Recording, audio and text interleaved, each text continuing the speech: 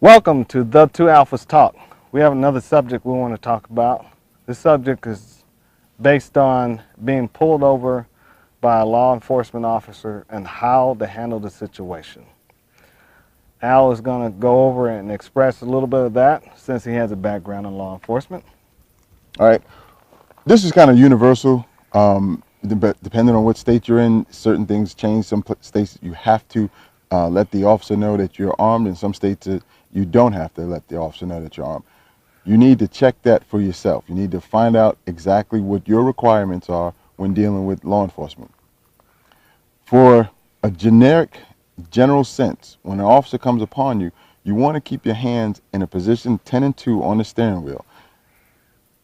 Stay pretty much motionless, for lack of better words, until the officer gives you directives. As he's speaking to you, inform him if you have to, and if you don't have to, don't inform him. Don't give up more than you have to. Just answer the questions that the officer's asking, because you may be pulled over for a traffic light out, a tail light out, or a traffic violation. Allow him to express that to you.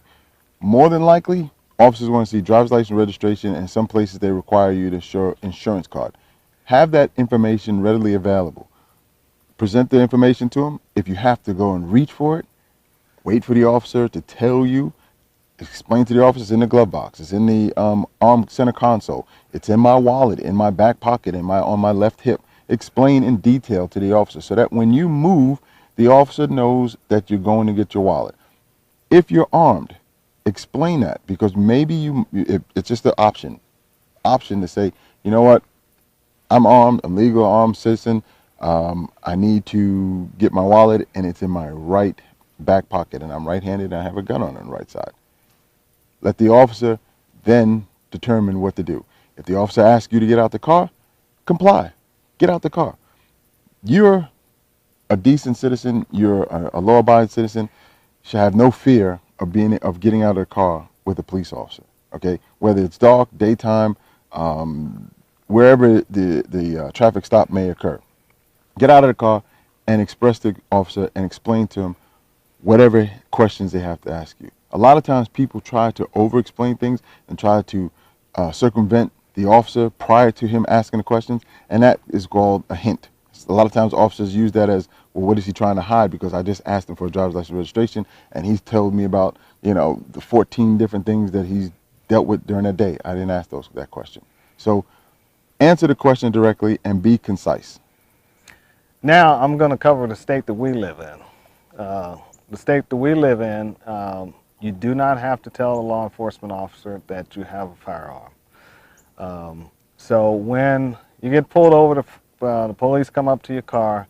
Myself, I'm always keep my hands at the 10 and 2, the fingers open. And usually that alerts the police officer that I have a firearm in the car or somewhere on me. They are not allowed to ask if I have a firearm or not. But if he does ask, I'm going to be truthful and say yes, and where it's at. I have nothing to hide. All my guns are legal. And if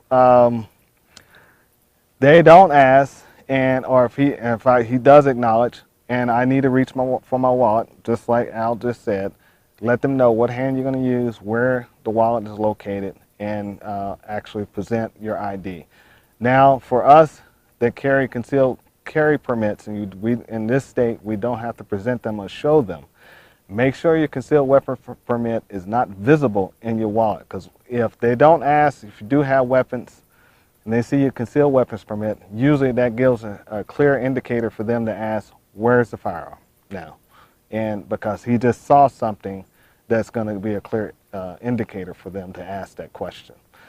Don't be offended if they do see it. Myself, the only thing you're going to see when I pull out my driver's license is my driver's license. My concealed weapons permit is actually hidden in my wallet.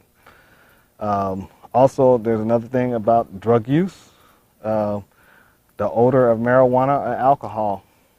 Odor of marijuana or alcohol will more than likely have you removed from your car. So don't drink and drive. Don't smoke and drive. Those things, when they're in the car, you may not smell it because you get conditioned to the smell of burnt marijuana in your car. But then when an officer comes upon your car, he may smell something that you smoked 3 days ago. And when that occurs, that's a legal indication, a legal opportunity for the officer to either ask you to come out of the car, because in most states, marijuana is still illegal.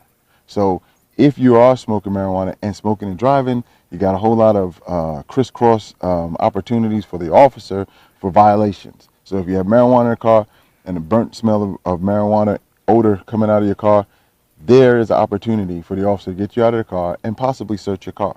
So those are the things that you want to pay attention to. Drinking and driving is definitely a negative. You know, imagine smoking and driving.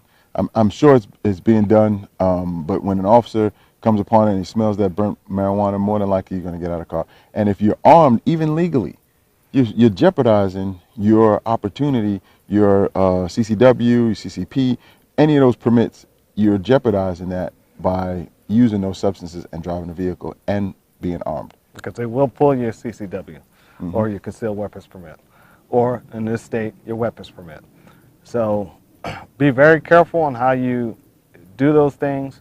If something was to happen and you do get pulled over, that time with that officer and you is not the time to hold court.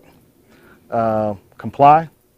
As long as, you know, if you comply and don't try to if the officer's trying to escalate it, you don't try to escalate it. Or if you're trying to escalate it, don't let the officer, you know, go back and forth and it gets out of hand. Somebody can get hurt, go to jail. If you feel that you've been wrong, seek legal counsel after the traffic stop. Right.